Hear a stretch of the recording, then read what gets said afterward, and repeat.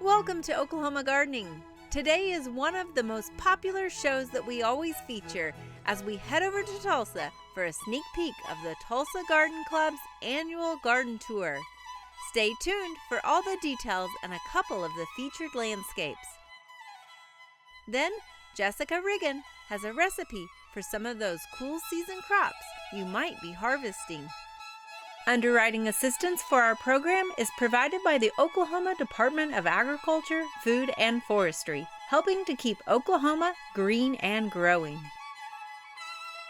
So if you're looking for an easy, low-maintenance perennial,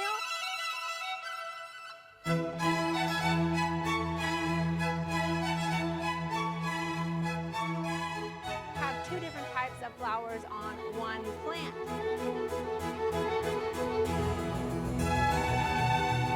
Capsaicinoids that gives the pepper its heat.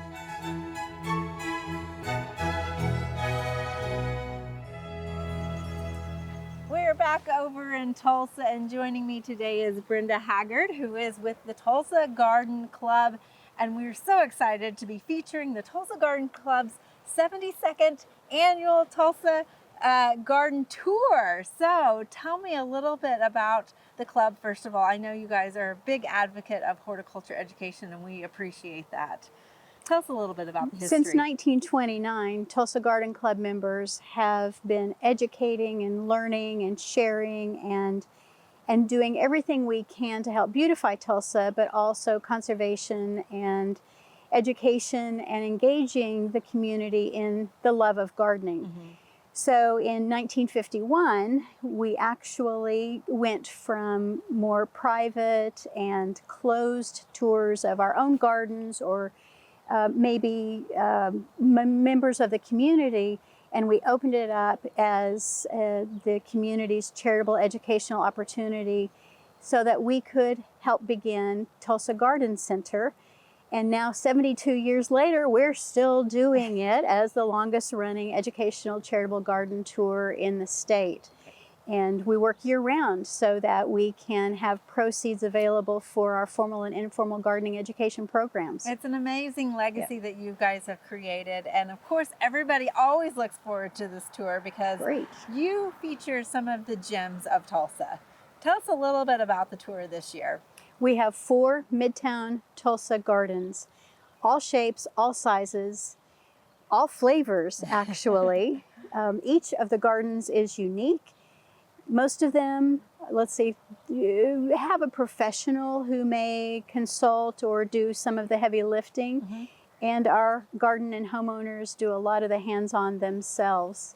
And they have been so generous to let us come in and share them with the public. And of course, you can always tell the homeowner has a certain style or, appeal to them and how they utilize that landscape as well. So each of those are featured, and your theme is Passport to Paradise, right? Passport to Paradise. Which really, I feel like you need a passport because you're traveling different, countries, it feels like almost. It's so eclectic, the different ones you have here. Each of the gardens has something from their own paradise that they have brought home to make into a Tulsa paradise. It's beautiful. Thanks. So there's 4 homes, and tell us a little bit about the details as far as where can people get tickets and how much they cost. Right now, from any garden club member, tickets may be purchased or at Tulsa Garden Center or via Eventbrite. So searching on Eventbrite, oftentimes we have QR codes that we can share.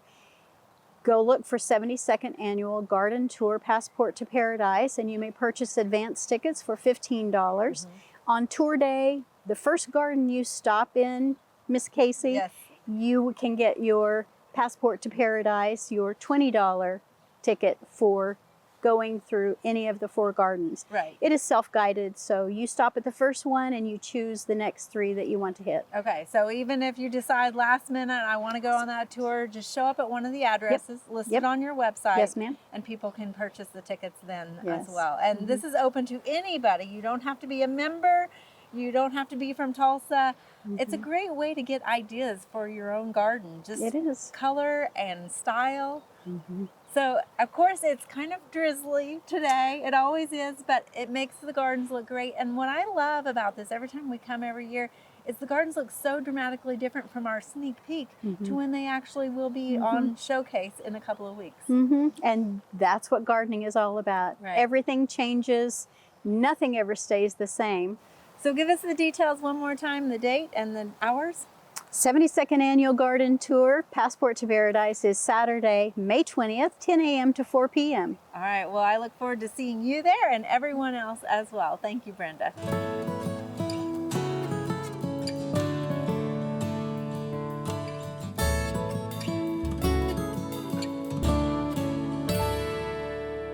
Good morning, Carla. How are you? We are back here with Carla Childs at one of her beautiful landscapes that she maintains, as we are again here at the Tulsa Garden Club's annual garden tour.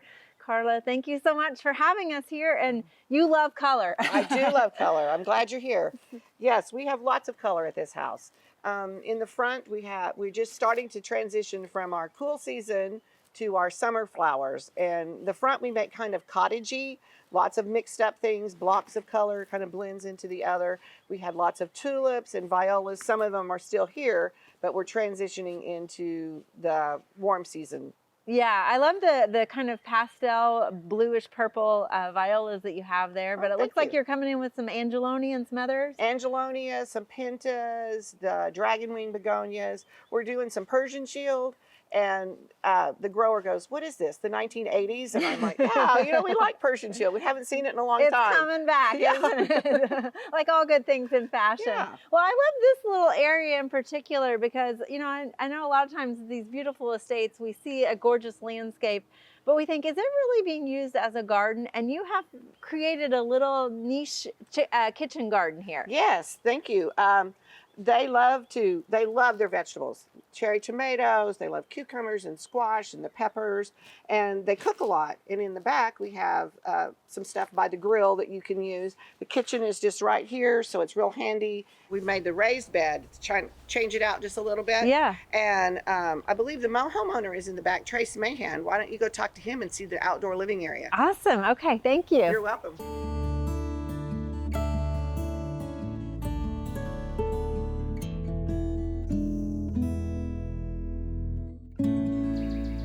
Hello, Mr. Mahan.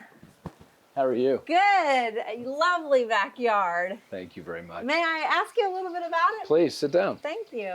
The house was built in 1936 by Otha Grimes. He did the original house, and then there was an addition that was done in the early 90s by the Zarro family, which is what you see here. And we moved in late 2014.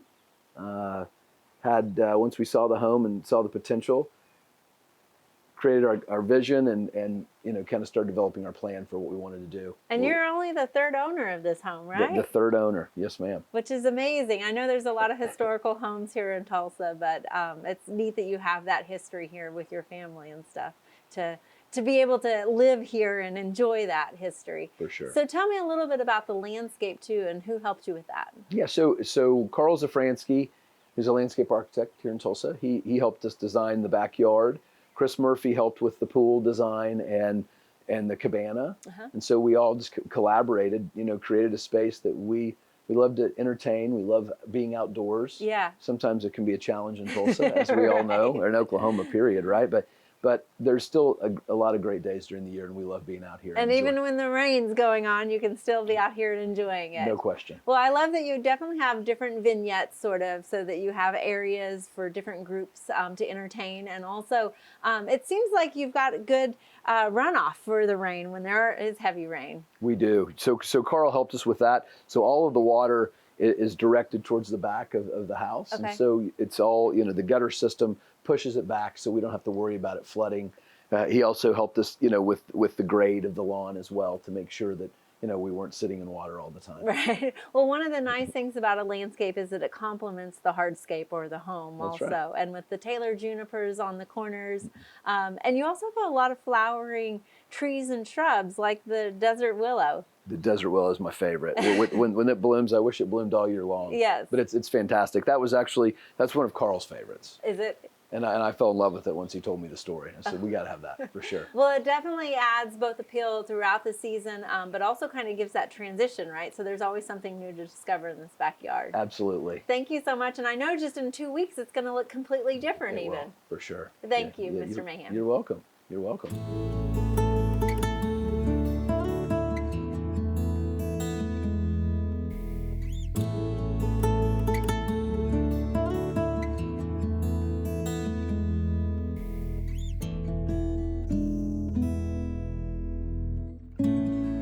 We are here in front of the home of Bill and Cindy Davis, and joining me is Jane Fanning with Stone Petal Landscape. Jane, thanks for turning on the irrigation today for us. Oh, absolutely. The plants love it. Jane, we have seen your handiwork on a lot of different landscapes that have been featured on the Tulsa Garden Club's garden tour. But this one in particular is just exquisite. Can you tell me a little bit about what y'all have done here in the front? Well, again, I'll defer to Cindy Davis, a fabulous homeowner and gardener herself. Helps make it easy, but we had to redo the circle drive in the center using lower maintenance plants, but the green velvet boxwoods, they seem, they're just boxwoods, but her peonies that we helped transplant in between, the boxwoods help show off the beauty of the peony. They make a nice backdrop to let the beauty of the plant material show off. And they are just about ready to burst open, and we'll be probably on show for the tour. You bet, you bet. And then the center was always a problem. We went to the nursery and looked. This was fun. This is a Dobbs frosted. Okay. It is grafted on a standard, but I like to lift it. We come in and do some specialty pruning to lift, and it allows you to see through. And she has some fabulous different jonquils that she's acquired that she loves. It's really beautiful when they bloom. Well, it's a breathtaking approach as you come across the bridge up to the entrance here.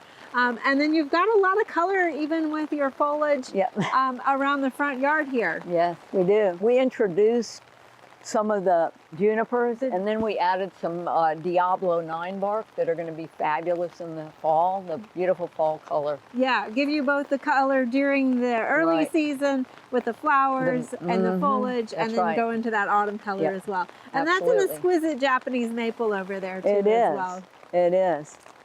Japanese maples, there are so many different varieties with the lace leaves or the broadleaf. And the trunk structure is what makes it really nice, especially if you can clean them out. And the trunk just makes it, the branching and the layering. Well, with this much going on in the front yard, I can't wait to go take a peek at the back. Can we go back there and look? Absolutely. Let's head out that way. Okie doke. So Jane, thanks for joining me under the umbrella here. It's beautiful, this backyard here. Can you tell me a little bit about it? Well, a number of years ago, met Bill and Cindy Davis, and we had some really severe drainage issues in the horseshoe venue here. Yeah, I like how the house kind of frames the whole backyard. It does. It presented some difficult challenges as water was getting into the home. Had a fabulous drainage contractor, Henry Long, who's not with us anymore, but we had trenches from behind you here that went around the entire perimeter, 3 feet deep, 4 feet wide. We had to remove all the plant material. Oh, wow. And save it. And this was a few years ago? This was about 4.5 years ago.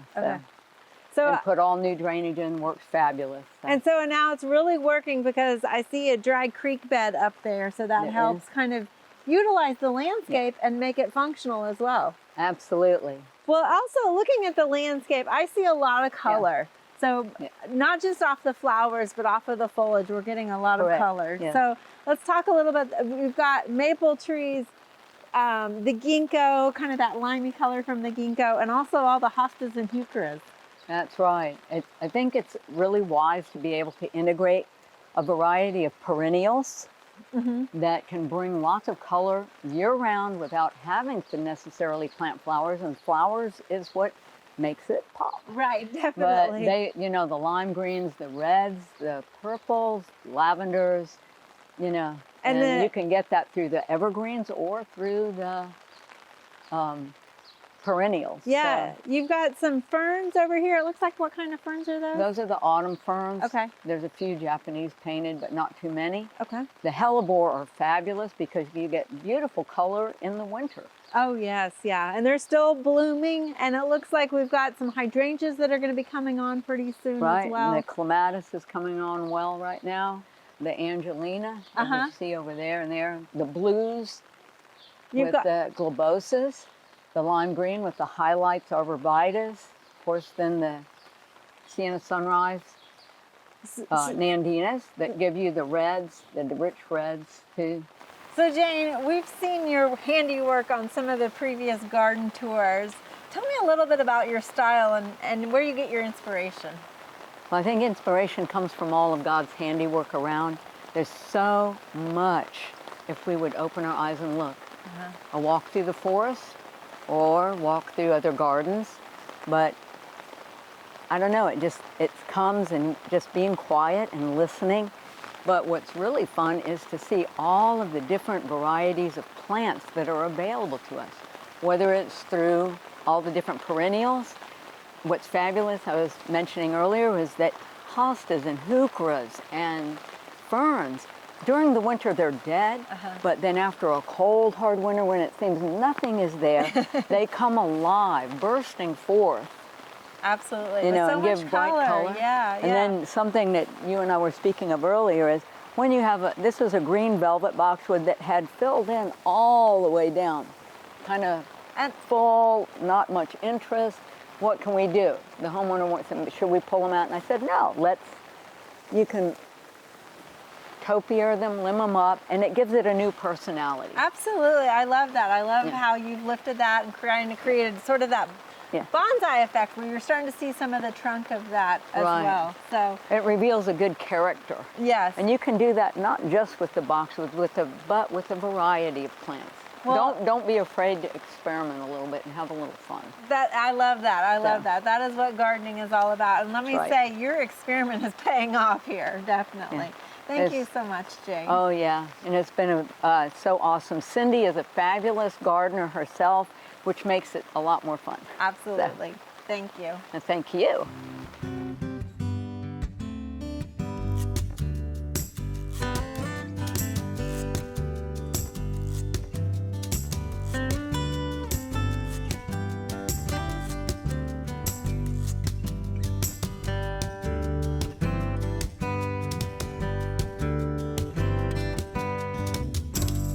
Hi everybody. Today I'm going to be making something called green shakshuka, which is an egg dish that is traditionally made in a tomato sauce. And so if you've ever heard of shakshuka before or seen it, it was probably red. But this variation on it is cooked in herbs, and so it is green. And it's very customizable. You could use whatever herbs and green vegetables you like. Today I've got some spinach, some green onions, parsley, cilantro, dill, garlic, and leeks. And then I'm also going to use some lime juice. I know that there are some people out there that really don't like the flavor of cilantro, and if that's you, no big deal, just leave it out. If you choose to leave out the cilantro, I suggest that you replace it with something.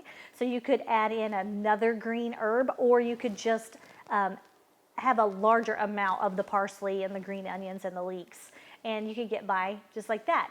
So all of my vegetables here, I'm going to wash and then do a rough chop. With my green onions, I'm just going to do a slice right across, and then my parsley, cilantro, and dill, I'm going to do a rough chop.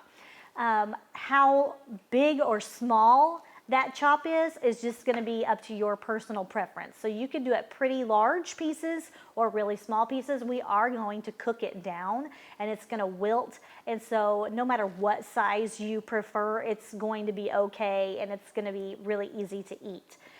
With the leeks, not everybody is very familiar with leeks, and so with the leeks, you actually are going to wash them after you cut them. And to cut a leek, you just take off the root end here, and then you slice it lengthwise, and then in each piece, each half, you're going to cut it across in little half moons. Once you've done that, you want to put all of those pieces into a colander, set that colander inside a bowl and fill that with water.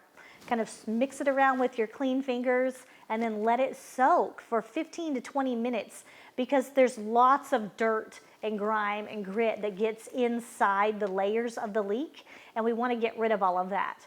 So if you put it in the colander first, then inside the bowl filled with water, once it is soaked, you can just lift that colander out, give it another quick rinse with running water, and they should be all free of that sandy, dirty stuff. Once you've got all your herbs chopped up, you are ready to start cooking. And so I've got a pan heating over medium heat. I'm gonna add just a little bit of olive oil. And then to this, I'm gonna add my leeks. Now, after rinsing and draining my leeks, I did dry them off with a paper towel. You don't wanna put water in hot oil, it'll start popping pretty bad. So we're just gonna cook down these leeks for a few minutes until they're soft.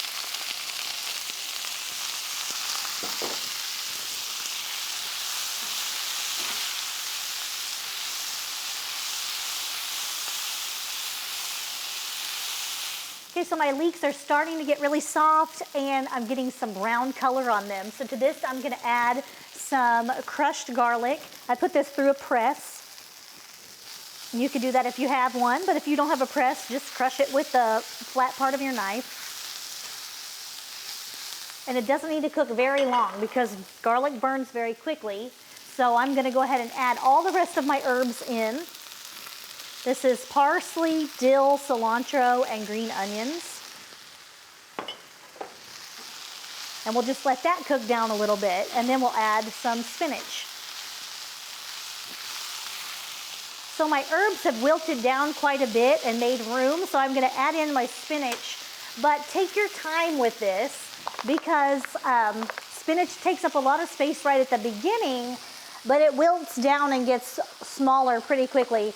So I'm just gonna add a little bit at a time because it won't all fit in my pan, but I'll add a little bit, let it cook down, add a little bit more, let it cook down until I've got all of it in there.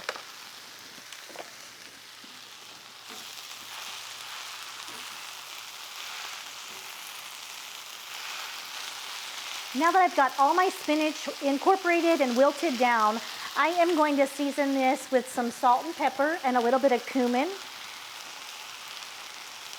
I'm also going to add the juice of a lime.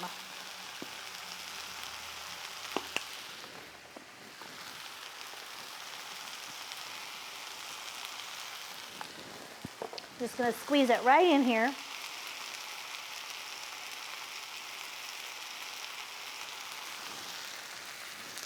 Give it a stir. And then I will start making a bed for my eggs because shakshuka is an egg dish. We don't want to forget that.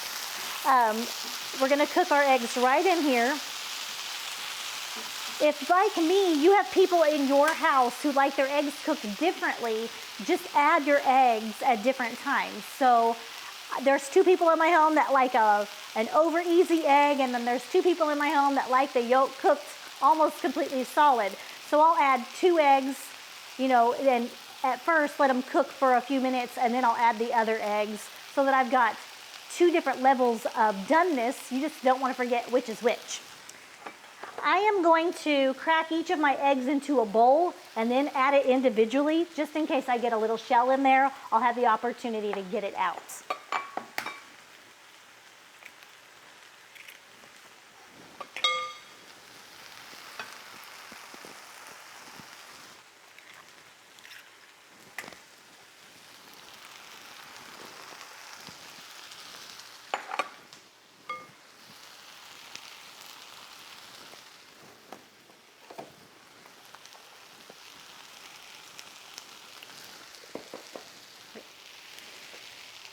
So I'll just pop the lid on and let my eggs cook until they are to the point where I like them, which is a little bit less than runny. Once your eggs have reached the doneness that you like, then it's ready to serve up.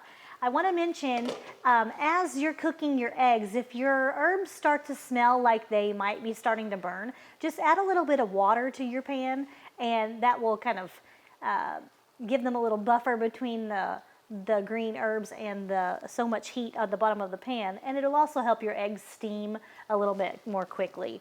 So I've got 2 eggs that I kind of punctured the yolk so that they will get a little bit more solid, and then 2 eggs that I didn't puncture the yolk, so they might be a little bit more runny.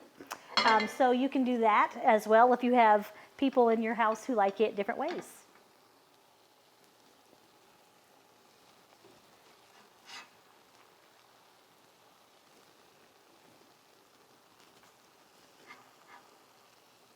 And here we have our green shakshuka. And I hope you'll try it.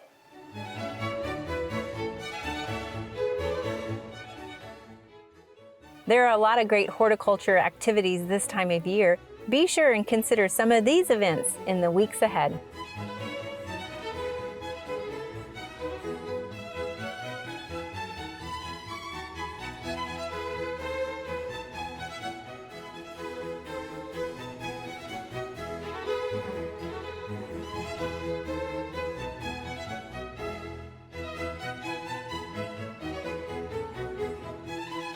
Next week on Oklahoma Gardening, we've got a show full of beautiful blossoms and bluebirds. You won't want to miss it.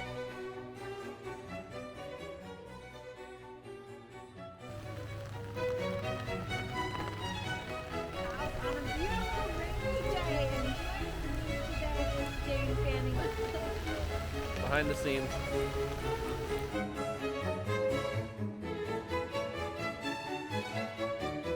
To find out more information about show topics as well as recipes, videos, articles, fact sheets, and other resources, including a directory of local extension offices, be sure to visit our website at oklahomagardening.okstate.edu.